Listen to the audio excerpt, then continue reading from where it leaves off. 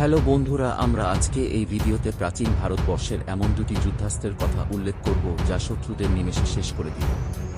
প্রথম স্থানে যে যুদ্ধাস্ত্রটি আছে তার নাম মহাশিলা কণ্টক। এটি একটি বৃহত্তম যন্ত্র ছিল যার মাধ্যমে বড় বড় পাথরের টুকরো শত্রুদের লক্ষ্য করে ছোড়া হতো, আর শত্রুরা সেই সব বড় বড় পাথরের নিচে চাপা পড়ে মারা যেত। এই অস্ত্রটি প্রাচীনকালে মৌর্য সাম্রাজ্যের সৈন্যরা ব্যবহার করত।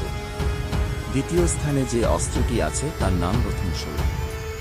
এই অস্ত্রটি ছিল একটি বিশেষ ধরনের রথ যার চারিদিক বর্তমানকালে ট্যাঙ্কের মতন লোহার আচ্ছাদনে ঘেরা থাকত, যার ফলে রথের চালক সুরক্ষিত থাকত এবং কোনো যান্ত্রিক উপায়ে রথটি তীব্র গতিতে শত্রু সেনার মধ্যে চালিয়ে দিত। রথের চাকার সঙ্গে দুপাশে লাগানো থাকত লোহার তীক্ষ্ণ ফলাযুক্ত মুষল বা গদা। এদের আঘাতে বহু শত্রু সৈন্য ক্ষতবিক্ষত হত।